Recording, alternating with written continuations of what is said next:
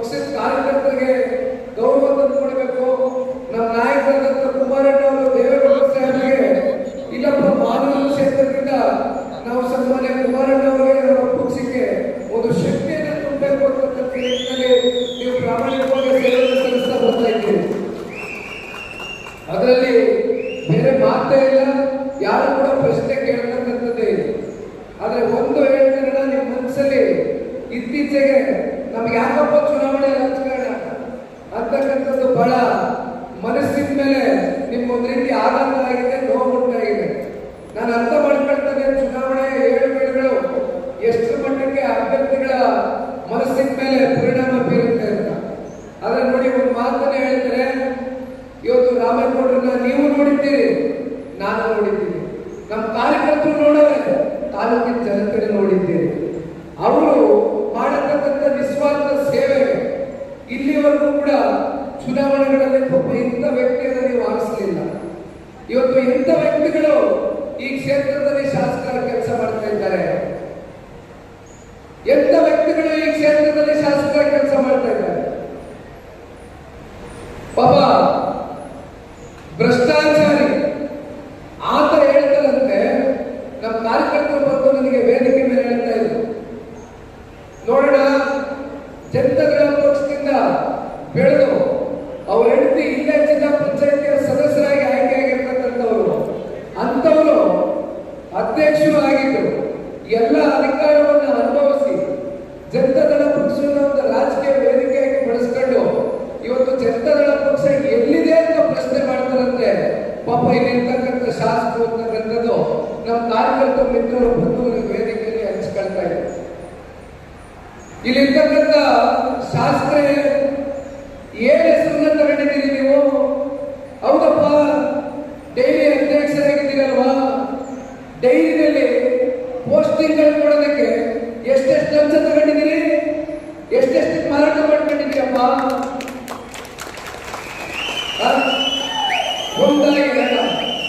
ಎಷ್ಟು ಕೇಸ್ಗಳು ಹೈಕೋರ್ಟ್ ನಲ್ಲಿ ಅವ್ರ ಮೇಲೆ ಎಂಕ್ವೈರಿ ಆಗಬೇಕು ಅಂತಕ್ಕಂಥದ್ದು ಎಂಥದೋ ಭೂಹಗರಣ, ಲ್ಯಾಂಡ್ ಕೊಳ್ಳೆ ಹೊಡೆದಿರ್ತಕ್ಕಂಥದ್ದು ಕಣ್ಣು ಮುಂದೆ ಇದೆ. ಇವೆಲ್ಲ ಹಗರಣಗಳನ್ನ ಮುಂದಿಟ್ಟುಕೊಂಡು ಇವತ್ತು ಜನತಾದಳ ಪಕ್ಷದಿಂದಲೇ ತಿಂದು ಉಂಡು ಬೆಳೆದು ಅಧಿಕಾರ ಅನುಭವಿಸಿ ಇವತ್ತು ಜನತಾದಳ ಪಕ್ಷದ ಬಗ್ಗೆ ಪಾಪ ನೀವು ಮಾತನಾಡ್ತೀರಿ. ಒಂದು ಮಾತನ್ನು ಹೇಳ್ತೇನೆ, ಕಳೆದ ಸಾರ್ವತ್ರಿಕ ಚುನಾವಣೆಯಲ್ಲಿ ಅವರಪ್ಪ ಜನತಾದಳ ಪಕ್ಷ ಎಲ್ಲಿದೆ ಈ ರಾಜ್ಯದಲ್ಲಿ ಅಂತ ಕೇಳ್ತಿರಲ್ಲ, ಎಷ್ಟು ಓಟಿಂದ ಗೆದ್ರಿ, ಎಷ್ಟು ಹಂತದಿಂದ ಗೆದ್ರಿ ನೀವು? ಎಷ್ಟೇನು? 250. ಇವತ್ತು ಜುಲೈ ತಿಂಗಳು ಡೇಟ್ ನೆನಪೇ ಇರಲಿ, ವರ್ಷ ನೆನಪೇ ಇರಲಿ, ತಗೊಳ್ಳಿ ಮಿಸ್ಟರ್ ಶಾಸಕರೇ, ಡೈರಿ ತಗೊಳ್ಳಿ, ನಿಮ್ಮ ಕೈಯಲ್ಲಿ ಬರ್ಕಳಿ. ಇವತ್ತಿನ ದಿನಾಂಕ ಮುಂದಿನ 2028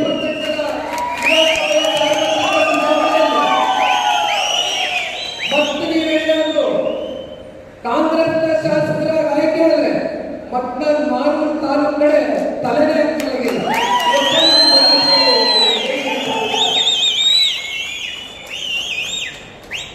ದಯವಿಟ್ಟು ತಾಲೂಕಿನ ಜನತೆಗೆ ಕೈ ಜೋಡಿಸಿ ಮನವಿ ಮಾಡ್ತೇನೆ, ಗೌರವ ಸ್ವಾಗತ ಮತ್ತು ಧನ್ಯವಾದಗಳನ್ನ ಸಲ್ಲಿಸಲಿಕ್ಕೆ ಇಷ್ಟಪಡ್ತೇನೆ. ಒಂದು ವಿಶೇಷತೆ ಇವತ್ತು ನಾನು ಈ ವೇದಿಕೆಯಲ್ಲಿ ಗಮನಿಸಿದ್ದು, ಆ ಹೆಣ್ಮಗಳು ಹೆಸರು ನನಗೆ ಗೊತ್ತಾಗಲಿಲ್ಲ, ಸಹೋದರಿ ತ್ರಿವರ್ಣ ರವಿಕುಮಾರ್ ಅವರು. ನಮ್ಮ ಪಕ್ಷದಲ್ಲಿ ಹೆಣ್ಣುಮಕ್ಕಳುಗಳು ಮುಂದೆ ಬರಬೇಕು.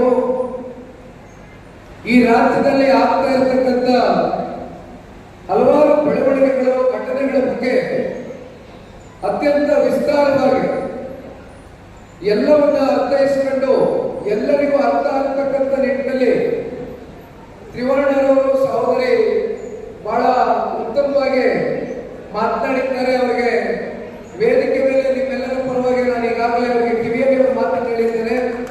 ರಾಮಣ್ಣವರು ಕೇಳಿದೆ, ತುಂಬಾ ಅದ್ಭುತವಾಗಿ ಮಾತನಾಡಿದ್ದಾರೆ ಹೆಣ್ಮಕ್ಳು. ಇಂಥ ಹೆಣ್ಮಕ್ಳು ನಮ್ಮ ಪಕ್ಷದಲ್ಲಿ ರಾಜ್ಯ ವಕ್ತಾರರಾಗೋ ಅಥವಾ ಬೇರೆ ಬೇರೆ ಉನ್ನತವಾದಂಥ ಒಂದು ಸ್ಥಾನದಲ್ಲಿ ಮುಂದೆ ತಗೋಬರ್ಬೇಕು ರಾಮಣ್ಣವರೇ ಅಂತಕ್ಕಂಥದ್ದು ಈಗಲೇ ತ್ರಿವೇಣಿಯವರು ದಯಮಾಡಿ ಈ ಮಾತಿನ ಶೈಲಿ, ಮಾತಿನ ದಾಟಿ ರಾಜ್ಯದಲ್ಲಿ ಜನತಾದಳ ಪಕ್ಷವನ್ನ ನಿಮ್ಮಂತ ಹೆಣ್ಮಕ್ಳು ಪ್ರತಿನಿಧಿಸಬೇಕಮ್ಮ. ದಯಮಾಡಿ ನೀವೆಲ್ಲರೂ ಹೆಚ್ಚಾಗಿ ಸಕ್ರಿಯವಾಗಿ ಮುಂದೆ ಬರಬೇಕು ಅಂತಕ್ಕಂಥ ಕೇಳ್ತಾ ಇವತ್ತಿನ ಈ ಕಾರ್ಯಕ್ರಮವನ್ನ ಯಶಸ್ವಿಯಾಗಿ ನಿರ್ವಹಿಸತಕ್ಕಂಥದ್ದಕ್ಕೆ ನಾಯಕತ್ವವನ್ನು ವಹಿಸಿ ನೇತೃತ್ವವನ್ನು ವಹಿಸಿರ್ತಕ್ಕಂಥ ನಮ್ಮ ಪಕ್ಷದ ಕಳೆದ ಸಾರ್ವತ್ರಿಕ ವಿಧಾನಸಭಾ ಚುನಾವಣೆಯ ಅಭ್ಯರ್ಥಿಗಳು, ಎಲ್ಲದಕ್ಕಿಂತ ಮಿಗಿಲಾಗಿ ಅವರಲ್ಲಿ ಒಂದು ಪ್ರಾಮಾಣಿಕತೆಯನ್ನು ನೋಡಿದ್ದೇನೆ, ಅವರಲ್ಲಿ ಒಂದು ಸ್ಪಷ್ಟತೆಯನ್ನು ನೋಡಿದ್ದೇನೆ. ಚುನಾವಣೆಯ 7 ಪೀಳಿಗೆಗಳ ಮಧ್ಯೆ ಎಂದು ಕೂಡ ಅಧಿಕಾರದ ದಾಹಕ್ಕೆ ಅವರು ಒಳಗಾಗಿರ್ತಕ್ಕಂಥ ವ್ಯಕ್ತಿ ಅಲ್ಲ. ಕಳೆದ 20-25 ವರ್ಷದಿಂದ 2-2.5 ದಶಕಗಳಿಂದ ಸತತವಾಗಿ ಸಾರ್ವಜನಿಕರ ಸೇವೆಯಲ್ಲಿ, ಅದರಲ್ಲೂ ವಿಶೇಷವಾಗಿ ಮಾಲೂರು ತಾಲೂಕಿನ ವಿದ್ಯಾರ್ಥಿಗಳ ಪರವಾಗಿ ಅವರು ತೋರಿಸಿರ್ತಕ್ಕಂಥ ಕಾಳಜಿ, ಆ ಒಂದು ಬದ್ಧತೆ, ಸಾರ್ವಜನಿಕ ಬದುಕಿನಲ್ಲಿ ಯಾವ ರೀತಿ ನಾವು ಮುಂದೆ ಸಾಗಬೇಕು ಅಂತಕ್ಕಂಥದ್ದಕ್ಕೆ ಒಂದು ಪ್ರೇರೇಪಣೆಯಿಂದ ಇವತ್ತು ಆಗಿರ್ತಕ್ಕಂಥ ನಮ್ಮ ಈ ಭಾಗದ ನಮ್ಮ ನೆಚ್ಚಿನ ನಾಯಕರಾಗಿರ್ತಕ್ಕಂಥ ರಾಮೇಗೌಡ ಸಾಹೇಬ್ರೆ, ಅವರ ಧರ್ಮಪತ್ನಿಗಳು, ರಾಜ್ಯ ಮಹಿಳಾ ಘಟಕದ ಅಧ್ಯಕ್ಷರಾಗಿರ್ತಕ್ಕಂಥ ರಶ್ಮಿಯವರು ಕೂಡ ಈಗಾಗಲೇ ರಾಜ್ಯ ವ್ಯಾಪ್ತಿ ನಾವೆಲ್ಲೇ ಹೋದ್ರು ಕೂಡ ಇವತ್ತು ನಮ್ಮ ಜೊತೆ ಪ್ರವಾಸವನ್ನ ಮಾಡ್ತಾ ಇದ್ದಾರೆ. ಹೆಚ್ಚಿನ ಸಂಖ್ಯೆಯಲ್ಲಿ